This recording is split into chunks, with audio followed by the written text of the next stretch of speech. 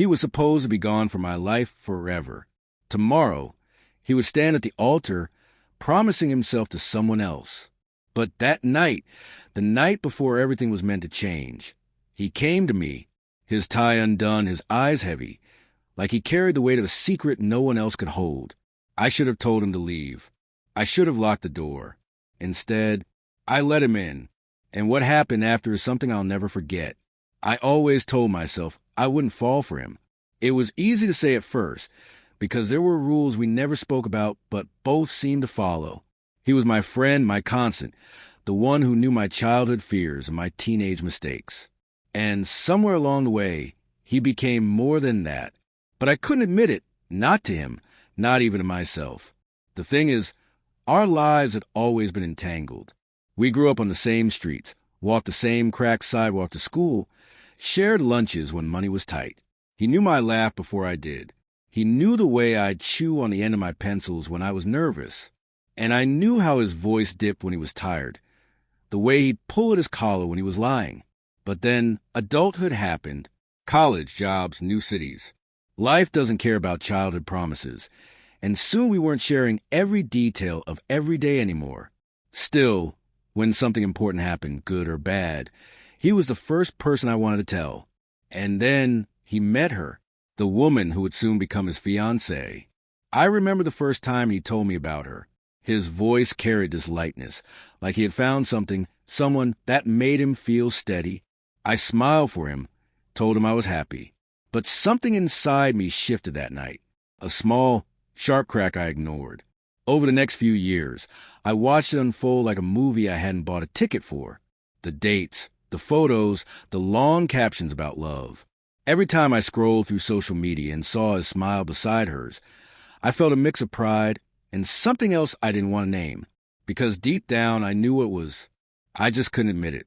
By the time the engagement was announced, it was too late to undo anything. He stood in front of a crowd, holding her hand, announcing forever. And I clapped, I cheered, I even hugged him after and said, "I'm so happy for you, man." But my chest felt like it was caving in. The days leading up to his wedding were a blur. Everyone was rushing. Suits to be fitted, vows to be practiced, rehearsals, family dinners. And me? I was caught between being the supportive friend everyone expected me to be and the person silently drowning in a secret I couldn't tell anyone. We hadn't spent much time alone since his engagement. She was always there now as she should be, and I made myself smaller, quieter, fading into the background of his new life. But a few days before the wedding, something shifted. He called me late one night, after the rehearsal dinner. His voice sounded heavier than I remembered, tired. Unsure. "Can I come over?" he asked. I hesitated. My apartment was small, messy, hardly the place for someone who was about to start a new chapter in his life. But before I could find an excuse, I heard myself say yes.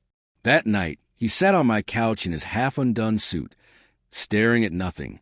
The room was quiet, except for the hum of the old fridge in the kitchen. I didn't know what to say, so I just let him sit there. After a long silence, he looked at me, really looked at me, the way he used to when we were younger, like he could see through all the layers I'd built to protect myself. And something unspoken passed between us, something that made my stomach twist. I told myself it was nothing, just nerves, just pre-wedding stress. But I felt it, and I knew he did too. That was the first time I realized something was about to change. The night he came over, I couldn't sleep after he left. He didn't stay long, barely an hour. We didn't talk about the wedding or her. Not really. Instead, we just sat in silence, sipping the cheap beer I kept in the fridge. It should have felt ordinary, but it didn't. Every second, I was aware of the weight of him in my apartment. The way his cologne lingered in the air, how his knee brushed against mine on the couch, and neither of us moved. When he finally stood up to leave, he gave me this look. Not a smile, not a frown, just a look like there was something he wanted to say but couldn't. Then he said goodnight, and I stood there in the doorway, watching him walk away. I told myself it was nothing, that he was just stressed, that I was reading into things.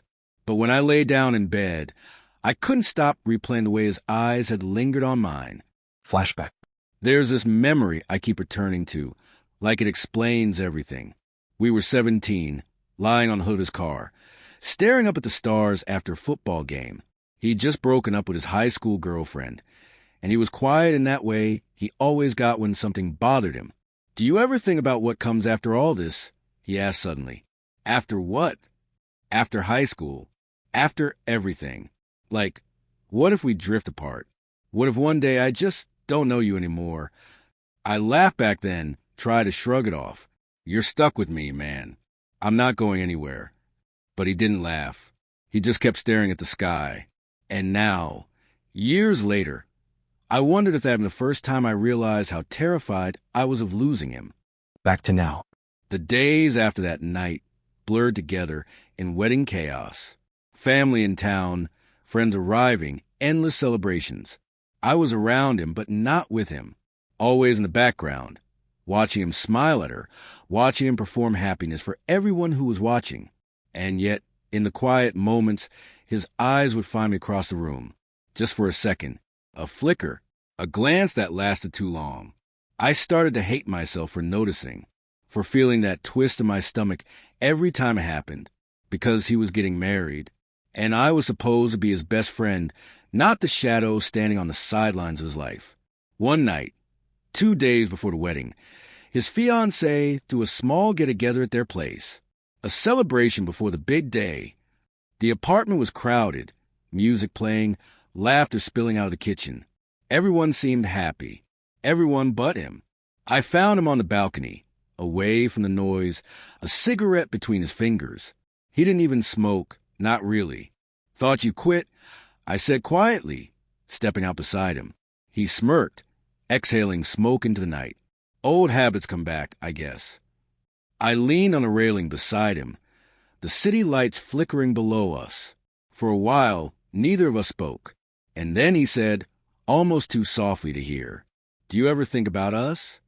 My heart stuttered. "Us." He shook his head quickly, like he regretted saying it. "Forget it. I'm just nervous." But I couldn't forget it. The words burned into me, replaying again and again. "Do you ever think about us?" I wanted to ask him what he meant. I wanted to push. But instead, I swallowed the question, because the door slid open and she appeared, smiling, pulling him back inside. I stayed on the balcony, alone, staring at the cigarette still burning in the ashtray. That night, when I went home, I couldn't sleep again. My mind kept circling around the same thought. Something was unraveling. Something between us that had always been unspoken, buried under years of friendship and denial. And for the first time, I let myself wonder what would happen if we stopped pretending. The foreshadowing. The morning of the rehearsal dinner, I woke up to a text from him. "Can I see you tonight?" Alone. My chest tightened as I stared at the screen. I didn't know what he meant. I didn't know if I wanted to know. But I typed back anyway. "Yeah, just tell me when." I had no idea that single message would change everything. The day of the rehearsal dinner was chaos. His family had flown in. Her family was buzzing with excitement. And everywhere I turned, there were flowers, decorations, and reminders of what was about to happen. I should have felt happy for him. I told myself I was happy for him. But under the weight of 4 smiles and champagne toasts, I felt like a fraud. The dinner. He looked good that night. Too good. Dressed in a suit that fit him perfectly. Hair neat. Smile practiced for the crowd. Everyone laughed at his jokes, congratulated him, toasted him. I sat at the end of the long table, watching him lift his glass, watching her hand rest on his. And I couldn't stop the thought that crawled into my head. Tomorrow, he'll be hers. Forever. I tried to drown it with wine, tried to focus on conversations with distant relatives, but my eyes kept drifting back to him, to the way he looked at her, to the way his gaze kept flicking back to me when no one was watching. After dinner, while everyone lingered in the dining hall, I slipped outside for air. The night was warm, the stars faint against the city glow. I was leaning against a pillar when I heard footsteps behind me. "You disappeared," his voice said. I didn't turn right away. Needed air.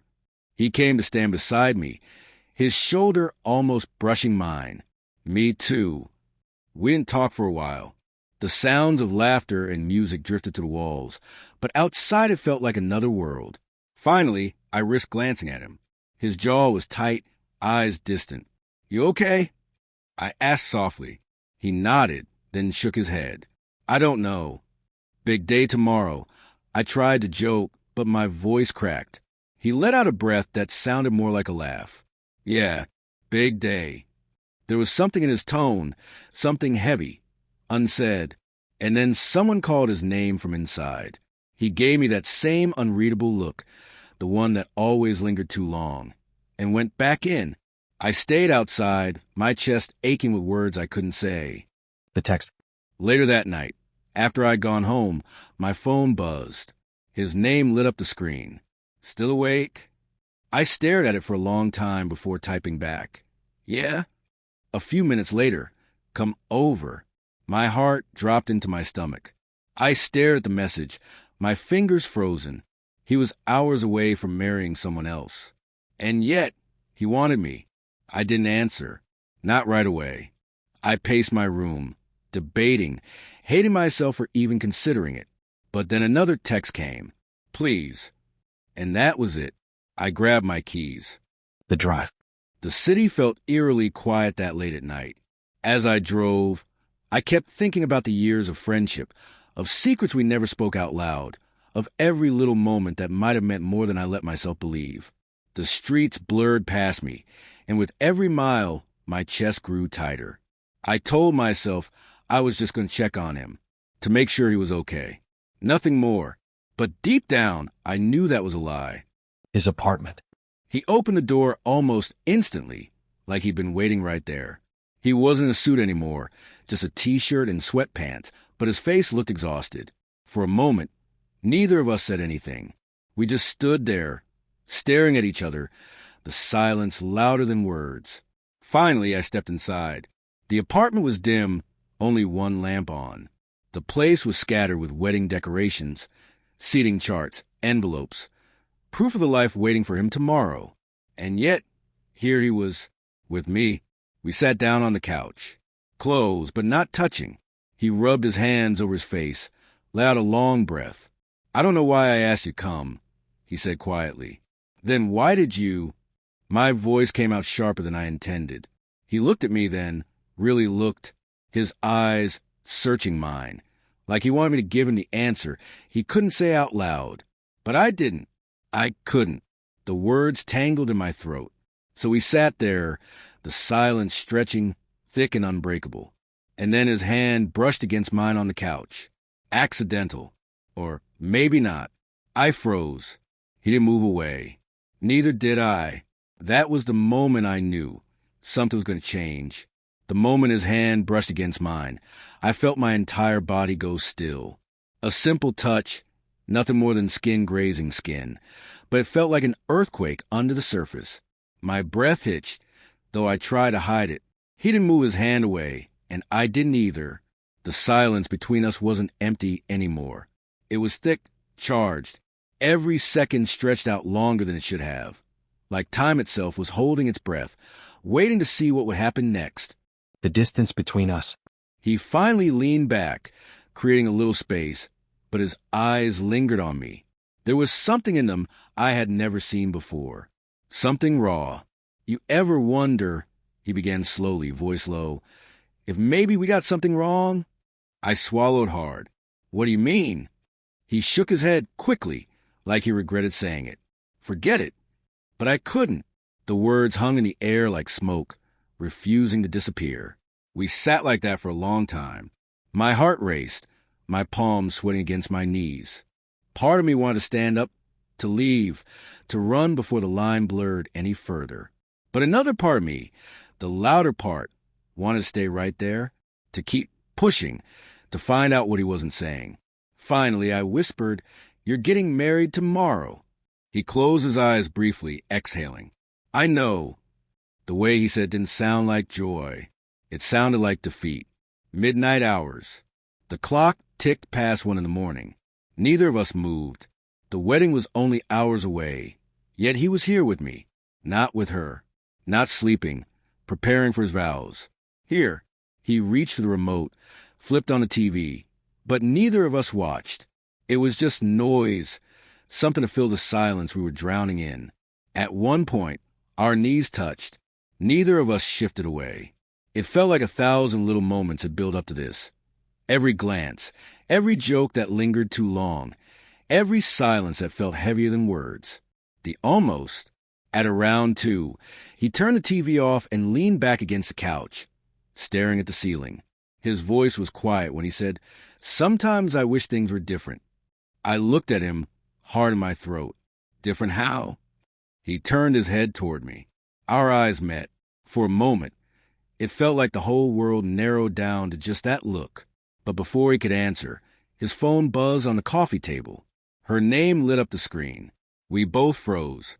He didn't reach for it right away, and I couldn't tear my eyes away from the glow of her name. Eventually, he silenced it, flipped the phone over. His jaw tightened, and he whispered, almost to himself, "I should've," but then stopped. I didn't ask what he meant. I didn't need to. The guest room. It was nearly 3 when he finally stood up. "You should stay here tonight," he said, almost casual, like it wasn't the heaviest sentence in the world. I blinked at him. "Here?" "Yeah, guest room. You've been drinking. It's late. I don't want you driving." It made sense. It was logical. But the way he avoided my eyes when he said it told me it was more than logic. I hesitated, then nodded.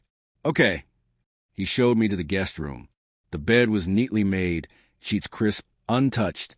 I set my phone on the nightstand and sat down, trying to calm the storm inside me.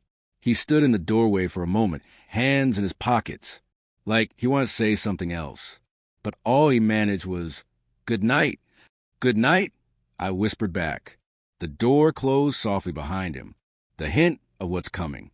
I lay there in the dark, staring at the ceiling, my heart refusing to slow down. The apartment was quiet, but I could hear faint footsteps from the other room. I knew he wasn't sleeping either. Every sound felt amplified. The creak of the floorboards, the hum of the refrigerator, the faint city noise outside. And underneath it all, the unspoken truth sat between us, heavy and undeniable. Tomorrow, he was supposed to belong to someone else. Tomorrow, everything was supposed to change. But tonight wasn't over yet. And as I finally closed my eyes, I couldn't shake the feeling that something was about to happen. Something that neither of us would be able to take back. I woke in the dark, the sheets cool against my skin. For a moment, I forgot where I was. The ceiling wasn't mine, the faint city glow filtering through blinds unfamiliar. Then it came back, the guest room, his apartment, the night before his wedding. My chest tightened instantly. A sharp, guilty reminder that I should have gone home, that I should have never agreed to stay. But it was too late now. I shifted, trying to calm my restless body, but every sound, the hum of the fridge, the creak of pipes, felt louder than it should. And underneath all of it, something else lingered, a presence. I couldn't shake the sense that I wasn't alone. The door, the faintest sound reached me, a soft click. The door. I turned my head, barely breathing. And there he was. He stood in the doorway, silhouette outlined in the dim streetlight, seeping through the blinds. His shirt was gone, his tie and jacket abandoned hours ago, leaving him bare-chested, vulnerable in a way I had never seen him before. "What are you doing?" My voice came out hoarse, a whisper broken by nerves. He didn't answer immediately, just stepped inside, shutting the door behind him with a care that made my pulse pound harder. "I couldn't sleep," he said finally. Neither could I, but I didn't say it. The silence between words. He walked closer, slow, deliberate. My heart hammered, so hard I was sure he could hear it. He stopped a few feet from the bed, running a hand through his hair like he was wrestling with something invisible. "I don't know why I'm here," he muttered. "Yes, you do," I whispered back before I could stop myself. The words hung in the air, too raw, too honest. His eyes met mine in the half-darkness, and I saw it. Everything he'd been holding back. Want, fear, confusion. It mirrored my own. The first touch. He sat down on the edge of the bed. The mattress dipped under his weight, and I felt the shift ripple through me. Our hands were close, too close. Then, without warning, his fingers brushed against mine. It was small, almost accidental. But it wasn't. I froze. He didn't pull away this time. Neither did I. The silence roared louder than any words could. My breathing turned shallow, chest rising and falling too quickly. Every nerve in my body screamed that this was wrong, dangerous. But none of that mattered when his hand finally closed around mine. Warm, certain, shaking slightly, but real. The confession. "I shouldn't be here," he whispered, voice rough. "You're right." I breathed, but neither of us moved. He turned toward me then, his face closer than it should have been, his eyes shadowed but burning. "I don't know what I'm doing anymore." I thought I did, but his voice broke and he shook his head. "With you, it's different." My throat tightened. "Don't say that." "Why not?" His voice sharp and desperate. "Why shouldn't I?" "Because tomorrow, I know what tomorrow is." His grip on my hand tightened, as though clinging to the one truth he wasn't ready to let go of. The almost kiss. For a moment, we just stared at each other. The air was electric, fragile, as though one wrong move could shatter everything. Then he leaned in, slowly, hesitantly. His breath brushed against my skin. The world tilted, holding its breath. And for the briefest second, I thought he was going to kiss me. But he stopped, inches away. His forehead pressed against mine instead, his breathing uneven. "Tell me to go," he whispered, voice trembling. I couldn't. My lips parted, but no words came. My silence was an answer. The danger. Suddenly, the sound of footsteps echoed faintly from the hall outside the apartment. We both froze, every muscle locked tight. It was nothing, just a neighbor passing. But in that instant, the reality of where we were and what we were doing slammed into me. If anyone knew, if anyone saw, everything would collapse. He pulled back slightly, eyes darting toward the door. The spell cracked, but not completely broken. "We can't," I whispered finally, my voice raw. His eyes searched mine, pained. "Then why does it feel like we already have?" The quiet after. He lingered for another heartbeat, then slowly released my hand. The absence of his touch burned. "I should go," he muttered, standing, his shadow stretching against the dim light. He hesitated at the door, turning back just once. "I don't regret this. Not 1 second." And then he was gone. The door clicked shut behind him, leaving me alone in the silence. My body trembled with everything unspoken, everything forbidden. Shame and thrill tangled inside me, impossible to separate. I lay back down, staring at the ceiling, knowing nothing would ever be the same. I didn't sleep after he left. Not a single second. I lay in the dark, staring at the ceiling, my hand still tingling from where his fingers had been. My chest ached with a question I couldn't silence. What just happened? It wasn't just a slip, not just loneliness. It was something deeper, raw, like a truth clawing its way out after years of being buried. Morning after. When morning came, I thought maybe things would be different. Maybe the night had been some fever dream, something we could both pretend never happened. But when I walked into the kitchen, he was already there. Shirt wrinkled, hair a mess, his eyes bloodshot like he hadn't slept either. "Coffee?" he asked, voice too casual, too strained. I nodded, sitting at the table, trying not to watch him move. But I felt it, the weight of last night pressing on both of us. He set the mug in front of me, his hand brushing mine again, too long, too intentional. My breath hitched.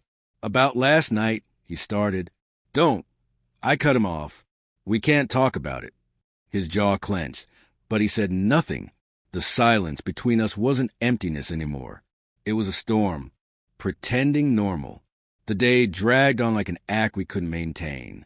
He had wedding errands, family phone calls, little things to finalize before the big day. I sat with him, helped where I could, but every glance carried weight. Sometimes I caught him staring too long. Sometimes our hands almost touched when we passed things. Little accidents that weren't accidents at all. I hated myself for wanting more. At one point, his phone rang. It was her, his fiancée. His voice shifted instantly, softer, lighter, like slipping into a mask. I listened, sick to my stomach, while he laughed at her words, while he promised her tomorrow would be perfect. When he hung up, I couldn't look at him. Not because I was angry, but because I wanted him anyway. Breaking point. That night, we sat on the couch, a movie playing in the background that neither of us watched. The glow from the screen flickered across his face, highlighting the tension in his jaw. He leaned back, sighing. Do you ever wonder what would happen if we stopped lying to ourselves? I turned toward him slowly, my chest tightening. Don't start this. Why not? His eyes locked on mine. We're not kids anymore. We know what this is. You're getting married, I whispered, the words slicing my throat. I know. His voice cracked. That's the problem. The touch that wasn't accidental. The movie kept playing, but the room grew smaller, quieter, until it felt like there was only us. He reached out suddenly, his hand settling on my knee. It was simple, gentle, but it lit me on fire. I froze, staring down at his hand, the weight of it heavy with meaning. Tell me to stop, he whispered. I couldn't. My silence betrayed me again. He slid closer, the heat of his body pressing into mine. My pulse thundered in my ears, and every nerve screamed that I should run. But I didn't. Someone almost saw. Then the sound. A knock at the door. We jumped apart instantly, hearts pounding. He scrambled up, raking a hand through his hair. I sat frozen, trying to breathe. It was just a delivery. Flowers for the wedding. He signed quickly, voice strained, and shut the door hard. But the near collision with reality shook us both. If anyone saw, I started. They didn't. He snapped too quickly. Then softer. They can't. The first crack. That night, lying in separate rooms, I heard him moving, pacing, breathing too hard. The walls between us felt thinner than paper. Every sound carried. I pressed my face into the pillow, torn apart inside. Tomorrow, he would stand in front of everyone and say vows to someone else. Tomorrow, this would all vanish into silence, into memory. So, why did it feel like we were still running straight towards something neither of us could stop? That night, I thought sleep might save me, that if I closed my eyes long enough, my heart would stop sprinting, my body would stop remembering the way his hand had lingered on my knee. But sleep never came. Every sound from the next room, the creak of floorboards, the shift of his weight on the mattress, made my chest tighten. It was unbearable, knowing he was so close, knowing tomorrow he would belong to someone else. Midnight collision. Sometime past midnight, I gave up pretending. I got out of bed, padded softly toward the kitchen for water, and there he was, leaning against the counter, glass in hand, shirt loose, hair falling across his forehead. He looked nothing like a groom-to-be. He looked broken. His eyes lifted when he saw me. For a long second, neither of us spoke. The air thickened, heavy with everything unsaid. You couldn't sleep either? He asked quietly. I shook my head. No.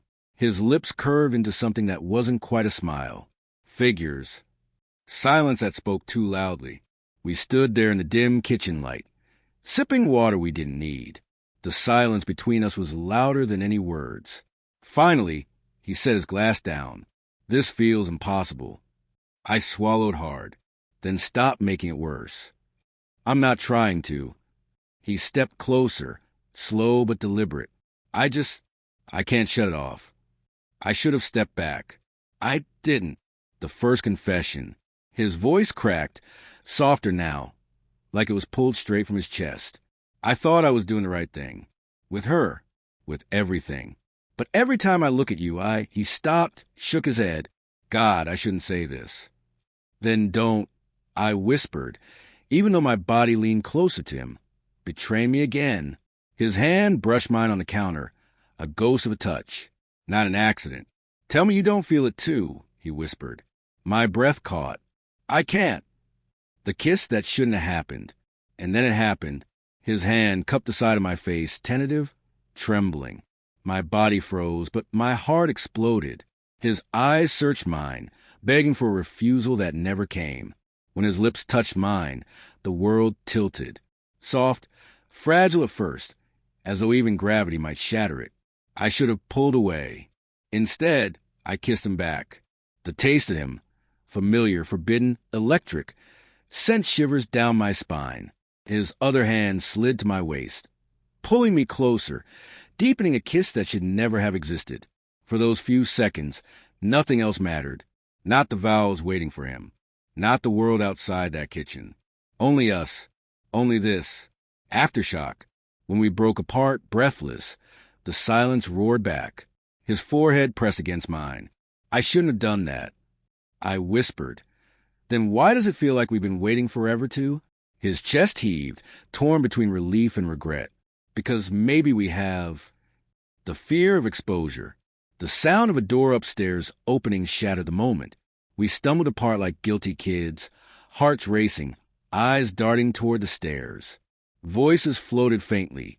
Someone moving in the house. Maybe his brother or cousin already in town for the wedding. If anyone came down, they would see us. They would know. He whispered harshly, "Go back to your room." I froze, wanted to protest, but the fear in his eyes matched my own. I slipped back into the hallway, every step burning with what we had just done, the weight of it. Lying in bed afterward, I touched my lips like they weren't mine anymore. We had crossed a line. It wasn't longing or stares or almost touches anymore. It was real, tangible, unforgivable. Tomorrow, he would stand at the altar with her, and I would stand in the shadows, carrying this kiss like a scar no one else could see. But even as guilt churned in me, one truth rang louder than all the noise. I wanted him again, and I was terrified that he wanted me too. The next morning, the house was buzzing with wedding chaos. Flowers being delivered, relatives arriving, the scent of coffee and pastries drifting through every hallway. Laughter and voices filled the air, but for me, the sound was muffled, like I was underwater, because I couldn't stop replaying the kiss. Every glance at him across the room felt radioactive. He laughed with his brother, carried trays into the dining room, answered phone calls about the ceremony. To everyone else, he was the groom, the picture commitment. But to me, he was the man whose lips had been on mine only hours ago. Eye contact across the room. At one point, his eyes met mine across the crowded living room. Just a second too long, just heavy enough to make my heart drop into my stomach. He quickly looked away, smiling at some joke he didn't even hear. It was like we were performing two different plays on the same stage. Everyone else saw his script. The dutiful fiancé, the charming son, the future husband. Only I knew the unscripted lines he had whispered in the dark. And the worst part? I didn't know if he regretted them or if he wanted more. The corner conversation. Later that day, I slipped out onto the porch for air, desperate to breathe. The summer heat pressed against my skin, cicadas buzzing in the distance. The door creaked behind me. He followed. "You shouldn't be out here," I whispered sharply, glancing back toward the house. "Someone will see." "No one's looking," he murmured. "That's what you think." For a moment, neither of us moved. The tension was unbearable, vibrating like a wire pulled too tight. Finally, he whispered, "Last night wasn't a mistake." I flinched. "Don't say that." "It wasn't." His voice was steady, certain. "I've never been more sure of anything." "You're marrying her tomorrow." I hissed. "I know." His eyes burned into mine, and I hate myself for it. They almost touch. His hand twitched at his side like he wanted to reach for me, but he didn't dare. The door opened again behind us, his cousin stepping out, cigarette in hand. We both jumped apart, hearts pounding. The cousin eyed us, suspicious for only a moment, then lit up and wandered toward the yard. But my pulse didn't slow until he was gone. "That's what I mean," I whispered furiously. "It's too risky." He leaned closer, his breath brushing my ear. "Then why can't we stop?" The spiral. That night, lying in bed, his words looped endlessly. Why can't we stop? The truth was brutal. I didn't want to. I tossed, turned, buried my face in the pillow. But nothing erased the memory of his mouth on mine, his confession on the porch. The guilt was sharp, but beneath it was a hunger I couldn't smother. At one point, I thought I heard footsteps in the hall, pausing outside my door. My chest tightened. Was it him? Was he standing there, thinking the same things I was? I almost opened the door. Almost. Instead, I lay frozen, paralyzed between craving and fear, near discovery. The next day blurred with more preparations. Guests swirled around the house, laughter spilling into every room. At one point, I ducked into the kitchen to grab a drink. He was there too, rummaging through a drawer. For a split second, the space between us collapsed, magnetic and undeniable. He stepped toward me, low voice urgent. "We need to talk." I barely had time to nod when the door swung open. His fiancée walked in, smiling, asking if he'd seen the seating chart. We both stiffened, our bodies an inch apart. She didn't notice. Thank God. He answered her casually, his voice smooth, while my throat burned with panic. When she left, we stood frozen, the air thick with everything unsaid. "We can't do this," I whispered. His jaw clenched. "But we already are." The weight of tomorrow. That evening. The rehearsal dinner played out like a performance. Toast, laughter, family photos, everyone basking in joy. I sat there smiling, pretending, while inside I was falling apart. Every brush of his arm against mine, every fleeting glance, felt like a secret crack splitting wider. Tomorrow, he would vow himself to her. But tonight, the secret between us was alive, burning, impossible to ignore. When the night ended and guests began to leave, he caught my eye once more, a look that said everything. Meet me, one last time. And in that instant, I knew something irreversible was coming. The rehearsal dinner ended late. The house was quieter than it had been in days, but not silent. Faint laughter still echoed from the few relatives lingering in the living room, their voices muffled behind doors. I went upstairs, trying to convince myself to sleep, to bury everything under exhaustion. But my mind wouldn't quiet. Every word he had whispered earlier replayed inside me like a drumbeat. Last night wasn't a mistake. We need to talk. One last time, alone in the room. I sat on the edge of my bed, staring at the wall. The air felt heavy, thick with something unspoken. The suitcase in the corner reminded me I didn't belong here. That after tomorrow, my place in his life would vanish completely. The thought made my chest ache, because no matter how wrong this was, I wanted to hold on to him, even just for a moment longer. The soft knock. A knock broke the silence. Soft, tentative, not the kind of knock you make when you want to be heard by anyone else. I froze. Then, slowly, I rose and cracked the door open.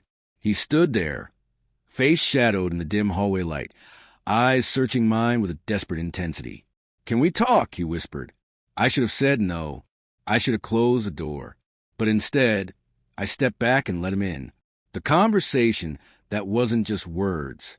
He leaned against the door once it closed, running a hand through his hair. His suit jacket was gone, his shirt sleeves rolled to his elbows. He looked exhausted. But beneath the exhaustion, alive in a way I had never seen before. "I can't breathe," he muttered. "Not around her. Not around everyone pretending this is the happiest weekend of my life. Because tomorrow you're getting married," I said, my voice sharp, though it trembled. "Because tomorrow I'll be lying to everyone, including myself." The words hit me like a stone. I couldn't look at him. My throat burned. "Don't say that," I whispered. "But it's true." The closed distance. He stepped toward me. I stepped back. He stepped closer again, refusing the space I tried to create. The air between us was electric, unbearable. "If you want me to leave," he whispered, "say it now." I opened my mouth, but no words came. Instead, silence stretched, thick and dangerous. My heart was pounding so loud, I was sure he could hear it. The almost touch again. He reached out, fingers brushing my wrist, featherlight. The contact was nothing and everything. My skin burned beneath his touch. I yanked my hand back like it hurt, but he didn't move away. "Do you feel it too?" he asked softly. I hated him for asking. I hated him for knowing the answer. Yes, I admitted, barely audible, the near exposure. Suddenly, footsteps echoed down the hallway. We both froze. He stepped back, standing far enough away that if anyone opened the door, nothing would look suspicious. The footsteps passed. A door closed somewhere down the hall. Silence returned, but my pulse didn't slow. See, I hissed. This is insane. If anyone finds out, they won't, he said firmly. His voice had a finality to it, a determination I hadn't heard before, the dangerous invitation. He looked straight into my eyes, unblinking. Meet me tonight, after everyone's asleep. I swallowed hard. Why? Because I can't let this end without knowing. Without us. My whole body tensed. You're getting married tomorrow. You'll stand in front of her, in front of your family, in front of God. I know. He cut me off, his voice breaking. That's why it has to be tonight. One last time. No lies. No pretending. The room felt like it was spinning. I can't, I whispered. Yes, you can, he said, stepping closer again. His voice was low, urgent, filled with a need that scared me. You want this as much as I do. The breaking point. I wanted to deny it.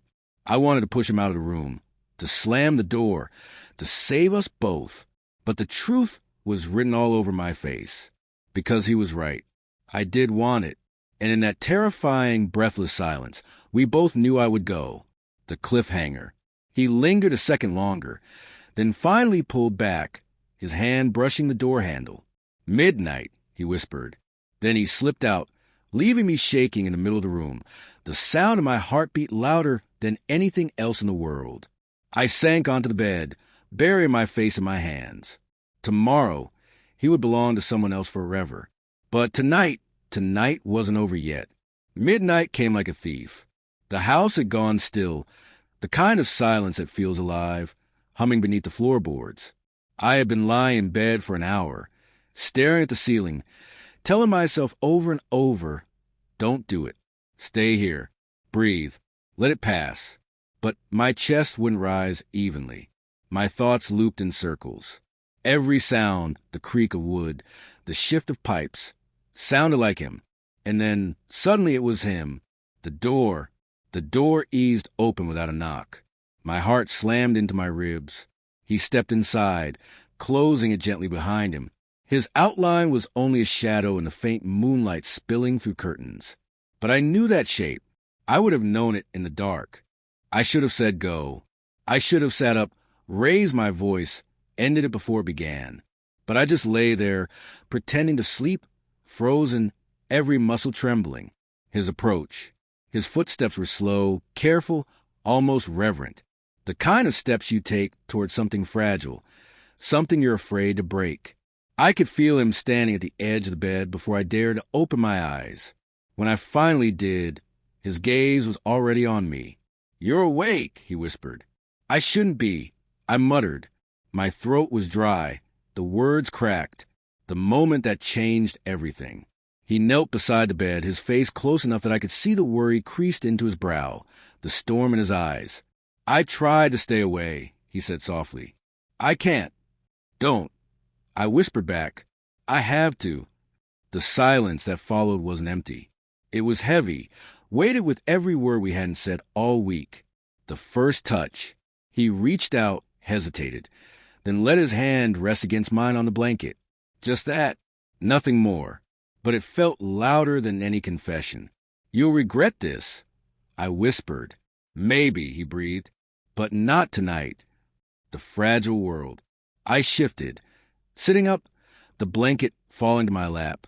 His hand stayed on mine, gripping now, as though if he let go, I'd disappear. My voice broke when I said, what happens tomorrow? Tomorrow isn't here yet. It was such a simple answer, cruel in its simplicity. And yet, I couldn't argue, because in that room, in that moment, there was no tomorrow. The closed breaths. He leaned closer, close enough that I could feel the heat of his breath, smell the faint trace of wine lingering on him. I closed my eyes. Say no, he whispered, voice shaking, and I'll walk away. But my lips wouldn't form a word. Instead, silence. And silence, in that moment, was permission. The kiss that shouldn't have happened. When it finally happened, it wasn't sudden. It was slow, painfully slow, like he was giving me every second to pull away. But I didn't. Our lips brushed, tentative, trembling, and then again, firmer, hungrier, as if the restraint of days, months, years had snapped all at once. It wasn't a kiss. It was an undoing. The fear. The floor creaked in the hallway. We broke apart instantly, staring at the door like guilty children. Footsteps passed, then faded. A toilet flushed. Silence again. My chest ached from holding my breath. "This is dangerous," I whispered. "So is breathing," he murmured. "When it feels like this, the edge of no return." I should have stopped it there. I should have forced him out before the weight of what we were doing crushed us both. But instead, I pulled him closer, and he came willingly. For the first time in my life, I wasn't the one who wanted less. The whispered truth, between kisses barely audible, he muttered words that burned themselves into me. "I don't want her. I want you." My heart stuttered, but I didn't ask if he meant it. I didn't dare, because sometimes the lie you need most feels truer than anything else. The curtain falls. We sank back onto the bed, the world outside that room vanishing into nothing. For the first time, I let myself stop thinking, stop fearing, stop planning for a tomorrow that would never belong to me. And in the silence of the night, with his hand tangled in mine, everything changed. Forever. The weight of his presence. I don't know how long we stayed frozen after that kiss. Seconds, minutes, maybe years compressed into a single breath. My head pressed back against the wall, his forehead resting against mine. Neither of us moved, but the air around us was trembling, electric. It was the first time in my life I realized silence could scream. "Say something," I whispered finally. He closed his eyes. "If I speak, I'll ruin it. The guilt, already there." Even in that moment, even with his hand locked around mine, I felt the guilt seeping in like cold air under a door. I could see her face in my mind, his fiancée, waiting somewhere else, dreaming of a future that was already cracking beneath our feet. "You're marrying her tomorrow," I muttered. "I know." "Then why?" He cut me off with another kiss, desperate this time. Not soft, not careful, like he was trying to erase the truth with his mouth. The impossible need. I should have pushed him back. But instead, my fingers knotted in his shirt, pulling him closer until there was no space between us. Every touch was wrong, every second dangerous. But it was also the first time I felt entirely alive, like my chest had been caged for years and now finally broke open. He whispered against my lips, "I can't lose you." "Not yet." "Then don't." The words slipped out before I could stop them. And with that, I knew I'd just crossed the point of no return. The world outside the door. Somewhere, the house settled again. A branch scraped against a window. A car drove past in the distance. Life outside kept moving, ordinary and unknowing. But inside my room, time had stopped. It was just us, and the terrible, beautiful secret weaving itself tighter with every heartbeat. The almost confession. He pulled back just enough to look at me. His eyes were wet, though he tried to mask it with a faint smile. "I was supposed to tell you weeks ago," he admitted quietly. "Tell me what?" "That it was you, always you, even before her." My throat clenched. "Don't say that." "It's the truth." "No, it's the lie you want to believe tonight." But even as I said it, I knew part of me wanted it to be real. The edge of discovery. The hallway creaked again. This time, the sound was closer. We froze. My pulse hammered in my ears, so loud it drowned everything else. Shadows shifted under the door. Someone paused, just for a second, then moved on. We didn't breathe until silence returned. The danger made it worse, more intoxicating, like fire licking at our heels. When our eyes met again, we both knew this wasn't just want. It was a free fall, the collapse. I don't remember how we ended up lying side by side, bodies angled toward each other on the narrow bed. All I remember is the way he held me. Like he wasn't supposed to, like he might never get to again. His arm draped over my waist, pulling me against him, his breath hot against my neck. Neither of us spoke. Words felt too fragile, too dangerous. But in that silence, we said everything. The shaking hands. At some point, his hand trembled against mine. Not from hesitation, but from the sheer weight of it all, the fear, the guilt, the hunger we'd try to deny. I squeezed his hand tighter. That was my answer. My silent "I'm still here." He pressed his face into my shoulder, whispering, "I'm sorry." For what? For tomorrow. The impossible promise. I turned to face him, searching his eyes. "Then promise me one thing." I said. "What?" "Remember this. Remember tonight. Even if you walk away tomorrow, don't erase me." He nodded slowly, his forehead brushing mine again. "I couldn't forget you if I tried." The breaking point. It was too much. Too close. I kissed him again, not careful, not restrained. Just raw, messy, full of everything we weren't allowed to say. It felt like drowning and breathing at once. And for the first time, I didn't care who we hurt, what tomorrow looked like, or what names people would call us if they found out. I only cared about him. And in that single night, in that fragile hour before dawn, I knew I was already broken, and he was the one who broke me. The hour between midnight and morning. They say the darkest hour is just before dawn. But in that moment, lying beside him, I didn't want the night to end. Every tick of the clock was a reminder. Tomorrow, he belonged to someone else. Tonight, he was mine. He traced invisible shapes against my arm, his fingers moving like he was memorizing me. A map he'd never be allowed to keep. "Do you ever wonder," he whispered, "if we were supposed to meet like this?" I swallowed. Supposed to or doomed to? The cracking walls. The room felt smaller the longer we stayed in it. Every inch of space filled with our breaths, our confessions, our silence. "I try to hate you," he admitted suddenly. "What?" "When I got engaged, I thought if I could see you as just a friend, it would make this easier. But every time you laughed, every time you looked at me, it just made me hate myself instead." The honesty split me open. I wanted to scream at him, to kiss him, to push him away and hold him closer all at once. The forbidden confession. "I loved you first," I said quietly, surprising even myself. His hand stilled on my skin. His breath caught. "You what?" "I never told you, because it was easier to be the friend. Easier to smile when you told me about her. But I loved you before she did. Maybe I always did." He closed his eyes like the word were too much, too heavy, too late. "God," he whispered.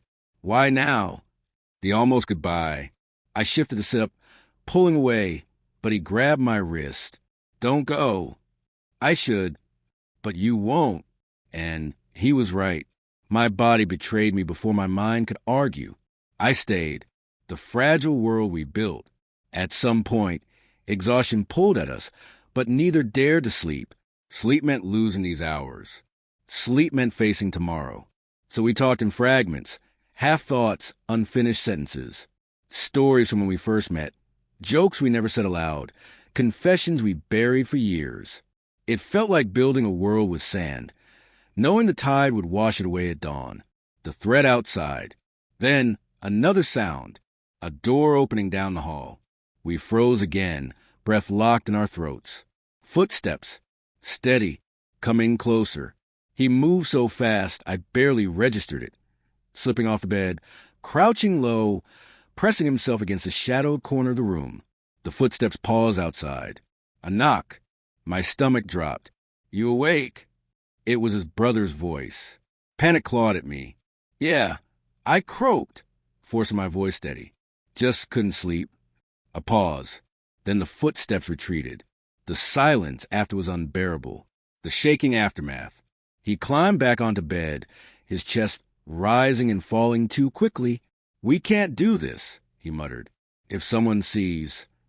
They didn't. But what if they had? His fear was sharp, but beneath it was something else. Desire sharpened by danger. I touched his hand. "Then we'd burn." He looked at me like I'd just confessed to a crime. Maybe I had. The irreversible step. The weight of everything pressed harder. The wedding, the risk, the impossible timing. So when he kissed me again, it wasn't gentle. It was fierce. Desperate. Like he'd chosen to stop fighting just for this night. And I kissed him back with the same fury, because deep down I knew this was our last chance. There was no future here. Only this hour. Only this secret. The promise that shouldn't exist. I don't care if tomorrow kills me, he said against my lips. Tonight, I'm yours. I didn't answer. I couldn't, because some promises are too dangerous to speak aloud.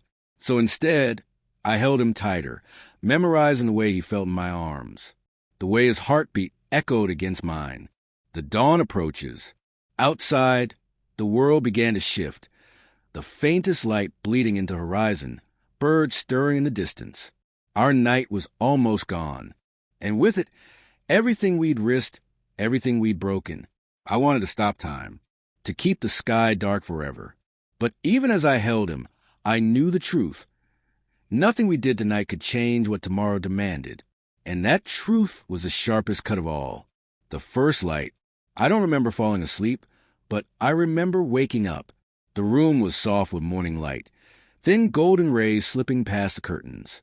For one moment, half awake, I thought it was just another night, just another sleepover, just us being careless.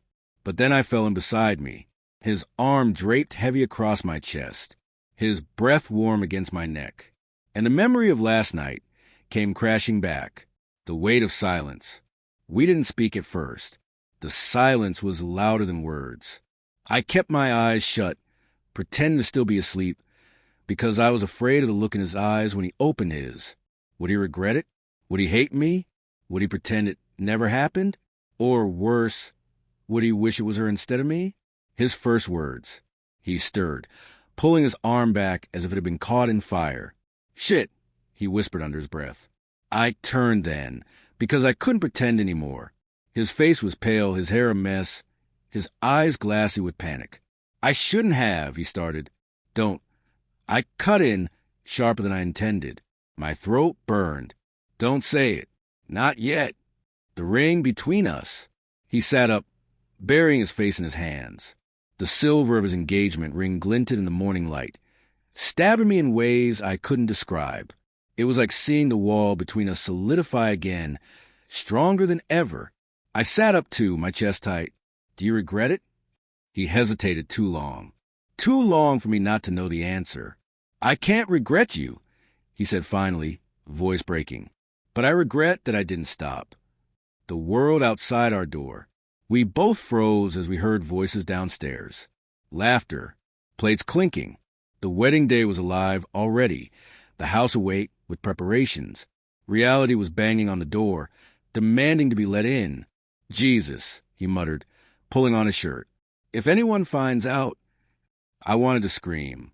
I wanted to tell him to forget the world, to forget the rules, to forget everything but what we felt. But instead, I whispered, they won't. No one has to know. The bitter goodbye. He stopped halfway to the door and looked at me, really looked at me. And I swear in that moment, I saw everything. Love, fear, desire, guilt, all warring in his eyes. Last night was... He shook his head. It was the best and worst mistake of my life. The word sliced me open. Mistake. But I couldn't argue. Because, wasn't it? The collapse. I felt something inside me crack. Like a glass dropped too hard. Shattering quietly but completely. You're still going through with it. I said, not as a question, but as a statement. He nodded, eyes shining but unwavering. I have to. I laughed bitterly. But there was no humor in it. Then last night was nothing? His voice trembled. It was everything. That's the problem. The last touch. He stepped closer then, his hand hovering like he wasn't sure if he was allowed to touch me anymore. I didn't move. I let him place his palm against my cheek, his thumb brushing once, tender, almost reverent. If things were different, he whispered. They're not. I finished for him. We stood there like that, suspended between what we wanted and what we couldn't have, until footsteps sounded on the stairs. He dropped his hand, stepping back like we were strangers again. The morning march. The door opened a crack, his brother calling his name. You ready? They're waiting downstairs. He cleared his throat. Yeah, coming. Then he turned to me one last time. No words, just a look. And then he was gone. The crushing quiet. The room felt unbearably empty without him. I sat on the bed, staring at the imprint of his body on the sheets, the faint warmth still lingering where he'd been. I wanted to cry, but nothing came. Just a hollow ache, a silence that stretched on, filling every corner of me. Last night, we had broken the rules of the world. This morning, the world had broken us back. And that's how the night ended. Not with passion, not with promises, but with silence, regret, and the weight of everything we couldn't change. The day that should have been his. The house was a blur that morning. Laughter, music, flowers arriving at the door, the hum of relatives filling every space. And me, silent, invisible in the corner of it all.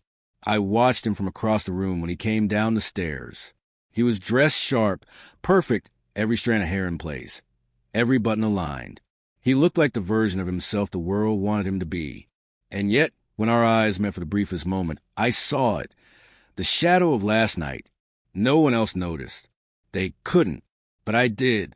The ceremony. The church was beautiful, glowing with light through stained glass windows. I sat in the back pew, surrounded by faces smiling, whispering, celebrating. He stood at the altar, waiting. I kept telling myself not to look at him, but my gaze betrayed me every time. And then she walked in, his bride, radiant, glowing, her smile so wide it almost hurt to look at. The music swelled. Everyone rose to their feet, except inside me where something collapsed. The vows. I thought I'd be strong enough. I thought I could pretend just for today. But when he spoke his vows, his voice steady but softer than I remembered, something inside me twisted. I promised to love you, honor you, cherish you. Each word was a nail sealing the coffin. Not hers, not his, mine, because I knew he meant them. He wasn't lying. He wasn't just going through the motions. He was stepping into the life he had chosen, the life he couldn't walk away from. And I was the ghost standing at the edge of it, unseen, unwanted, unforgettable. The aftermath. The reception was worse. Dancing, drinking, laughter echoing like thunder. I stayed quiet, sipping water. I didn't want forcing smiles at people who didn't care I was there. He barely looked at me. Maybe once, maybe twice. But each time it was fleeting, as though even that was dangerous. And when his new wife kissed him, the crowd cheering, I had to excuse myself. I walked out into the cold night, away from the music, away from the lights, because I couldn't breathe. The last encounter. I didn't expect to see him again that night. But fate, cruel as it was, had one last trick to play. He found me outside, leaning against the old oak tree near the reception hall. His tie loosened, jacket gone, eyes heavy. We stood in silence for a long time, just breathing the same air, just existing near each other one last time. Finally, he said, barely above a whisper, "I'm sorry." I wanted to scream, to ask him why, to demand answers. But all that came out was, "Don't be." He shook his head, a bitter smile tugging at his lips. I'll never forget last night, but it has to stay there. Just one night. It hurt worse than a knife, but I nodded, because what else could I do? The goodbye that wasn't spoken. He didn't touch me, not even once. He just stood there, eyes shining with everything he couldn't say, everything we couldn't be. And then he walked back inside, back into the light, back into the world that belonged to him, leaving me in the dark. That was the last time we ever spoke. The years after. Time moved on. It always does. He built a life. Photos of vacations, kids, family holidays would sometimes appear on my feed, smiling faces framed in perfect snapshots. I built a life too. Or at least, I tried. Work, friends, nights that blur together. But no matter what I did, a piece of me always felt suspended in that night. We never spoke again. We never dared. Our secret stayed buried, locked away between two people who once crossed a line they never should have. The memory that never fades. Sometimes I wonder if he ever thinks of me, if in the quiet moments, when the world is asleep and he lies awake next to her, he remembers the way the room smelled of summer rain, remembers the way our silence carried more weight than words, remembers the way his hand fit perfectly against mine, as though it was always meant to. Maybe he does. Maybe he doesn't. But I do. Every day. The reflection. Some things can't be undone. Some lines, once crossed, leave a scar that never fades. I know now that what we had was never meant to last. It was never meant to even happen. But it did. And that's both the tragedy and the gift. Because for one night, just one, I got to see the truth. I got to feel what it meant to love him fully, without barriers, without fear. And maybe that has to be enough. Even if it breaks me. If you've made it this far, I want to ask you something. Leave one word in the comments that describes how this story made you feel. Was it confused? Heartbroken? Exposed? Or maybe, see? And if you've ever carried a secret like this, something no one else knows but still lives inside you, share it below. You never know who might need to read your story today. Your words matter more than you think.